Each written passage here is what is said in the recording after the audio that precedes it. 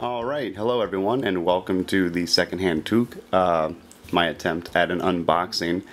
I wanted to give this a shot with the new packages coming out. If you're someone who's, if you're like me and you haven't played some of the other FFG LCGs, this is something new to me, so I figured this would be a good time to give it a shot. So I personally, just to go off right off the bat, I'm not too upset by the new packaging. I would like to see that the prices were cheaper with the new packaging, but maybe with the prices being the same, maybe that's actually the result. Maybe costs went up and this is a way that we get to pay the same amount. I don't know. Personally, I don't use these. I put these cards right in my core set, so I kind of like that I get to just have a cover of the AP, and for someone like me who's thinking about maybe doing a collage of sorts with the covers later on down the line, this is a lot of my dirty work done for me. So just want to say right now, it doesn't bother me. Who knows, trying to open this up could be a pain, so we'll see my opinions in a few seconds, but right now I'm not too upset, so let's get right into it.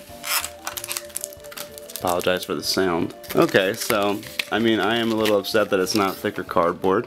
You know, it's pretty thin paper, so that's a bit of a bust, but oh well. So let's just get right into the cards. So first up, we have Mary, the new spirit version of the previously only Tactics Hobbit. He has 6 starting threat, 2 willpower, 1 attack, 1 defense, 2 hit points, has the Hobbit trait of course, and has a response. After an enemy is revealed from the top of the encounter deck, exhaust Mary to reduce your threat by that enemy's threat cost. Certainly a pretty interesting card, especially for those who have always wanted like a Hobbit secrecy deck. I at first glance did not know what to do with him, and considering I'm more of a let's kill things kind of player, I certainly am still at a loss as to what to do with him, but I will put a link to the Tales from the Cards review of Mary, and he certainly has some pretty good ideas as to how to play around with him. So I think he'd be pretty fun. I'm going to be sad to use him in lieu of the Tactics Mary, but certainly could see him doing pretty good like in a Boromir deck, kind of keeping your threat down. So we'll see how he turns out. So already a little technical snafu, did not have the right mic on, so what you guys had heard up until now is going to be the camera mic, and now hopefully you'll be hearing the new mic, and I just turned the AC off, so hopefully it goes off in a few seconds, and there we go. We are now on Ingold, the leadership ally, who reads, Ingold gets +1 willpower for each hero you control with at least 1 resource in its resource pool.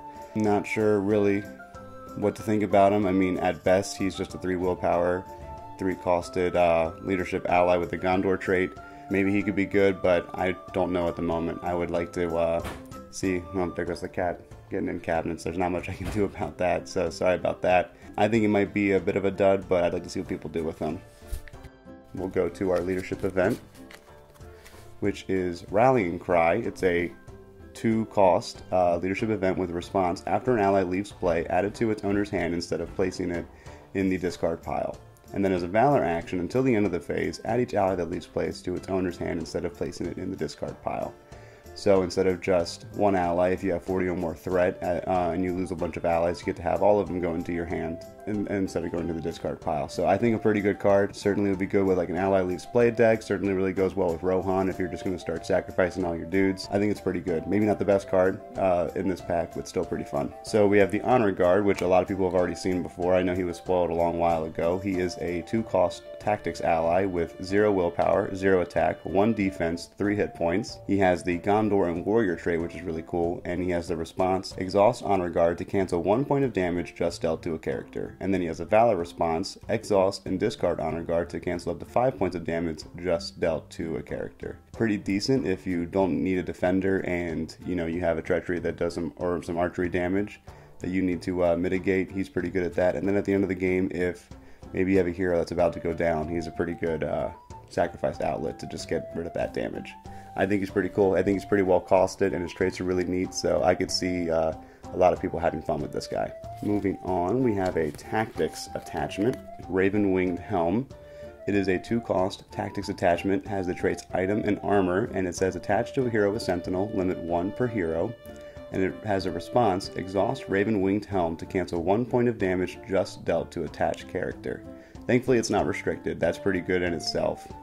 It's nothing too flashy. It's nothing too too cool, but actually this might work really well with Erkenbrand. You can, I assume, and someone please correct me if I'm wrong, you can deal damage to Erkenbrand to cancel a shadow effect, and then cancel the damage with Raven-Winged Helm. I think this could be maybe a pretty good synergy. We have a card I'm glad to see. I always wanted to have more Hobbit allies. We have the Curious and Brandybuck. He is a 2-cost spirit ally with 2 willpower, 0 attack, 0 defense, 2 hit points, the Hobbit trait. Forced effect, when the active location is explored, place Curious Brandybuck on the bottom of its owner's deck, and in response, after you travel to a location, put Curious Brandybuck into play from your hand under any player's control. So I certainly think this is a pretty fun card to have. It actually doesn't do too bad with allies leaving play, and thankfully he kind of, you know, if you get to shuffle your deck here and there, he can kind of recycle himself if he goes from the bottom to maybe midway through. Anytime you can get a card into play for free, I think that's pretty cool. I mean, he leaves under good pretenses too. If you're exploring the active location, then you might be doing pretty well as is.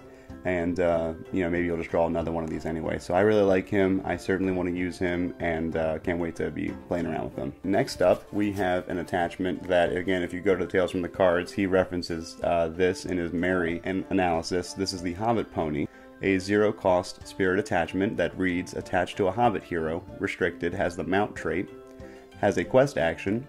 If attached hero is not committed to the quest, exhaust Hobbit Pony and attached hero to commit attached hero to the quest. So essentially, we can leave Merry unexhausted. If we already have a readying effect on him, we can exhaust him to maybe lower our threat if a high threat cost enemy comes out. And then we can ready him up with Fast Hitch or Unexpected Courage. And then if we still want to add a little bit of extra willpower to the quest, we can use Hobbit Pony to re-exhaust Merry. So I think this is a pretty cool card. Obviously, we can use it with other Hobbits. Maybe Sam might not be a bad one. And maybe even Frodo, perhaps, but really well with Merry, and certainly seems pretty much tailor-made for the Merry Spirit Hero. Moving on, we're going to go to our first lore card.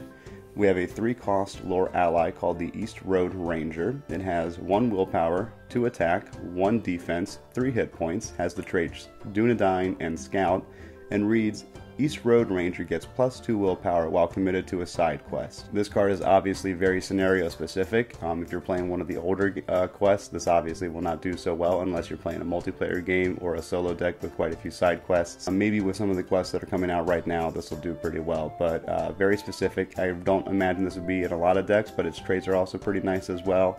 But for 3 costs, it's a little high. You might be wanting to use your resources for something else. It's interesting at least. Can't imagine it seeing a lot of use, but you know, it's always fun to see more Dunedain. Speaking of side quests, we're gonna turn this over real quick. We have our first lore side quest. Scout Ahead is a 0-cost lore side quest. It has 4 questing points. It's a limit 1 per deck, has 1 victory point cost, and reads response, when this stage is defeated, the first player searches the top X cards of the encounter deck for 1 non-objective card worth no victory points, and adds it to the victory display. Put the remaining cards back in any order. X is the number of players in the game, +4. Certainly pretty interesting if you have a nasty non-objective, maybe like Treachery that you want to get rid of, or a shadow effect that's just, you know, is going to be a game changer for the worse. I'd say this is pretty good, especially if you're already running a support deck. This is something that's pretty nice. And the fact that even in a solo game you get to look at the top 5 cards is pretty good, and then if you had to get to look at the top 20 cards, that's even better. Really cool. So far all these little player side quests seem pretty powerful, and this is no exception. We have a neutral ally now. We have the Ranger of Cordalin, if I pronounced that correctly. He's a 4-cost neutral ally with 2 willpower, 2 attack, 2 defense, 3 hit points, the Dunedain and Ranger traits, which are both very good of course, and a response that reads, after you engage an enemy, if you control at least 1 Dunedain hero, spend 1 resource to put Ranger of Cordalin into play from your hand under your control. At the end of the round, if Ranger of Cordalin is still in play, shuffle it into its owner's deck. I would say this is pretty neat. I don't know how often you want to drop 4 resources on him. Maybe you have, you know, I would say the Scorpigorn, as people are calling him, the Tactics Aragorn, or if you have Halbarad, this could be pretty good, and I think his stat line is pretty neat. If you do get him out, you could also do some antics with a very good tail with his pretty high resource cost. I think it's pretty good. You definitely have to make your deck work for him. Again, I don't know how often you want to just pay for resources for him, but even so, it's still a pretty decent stat line he has right there for 4 resource cost. So really cool. Definitely will be using him in any kind of Dunedain engage enemies type deck. So that is pretty much the player side of things. So far I'm a big fan of the player cards in this. I am there's not a single card I really don't think I'm bummed out by. I think the least interesting one is the, if I can get to it, the East Road Ranger, if I got the name correctly. Yeah, the East Road Ranger. I think that is the possibly least exciting card in the set. But still, I like that a lot of these cards seem to fill in a few little gaps that some pre-existing archetypes needed to be filled. And Mary is also, I think, a very fun Hobbit hero that we can, I think we're really going to see more and more of them as the set grows. So that's the player cards, and if you want, stick around. I'm going to go over the encounter cards as well.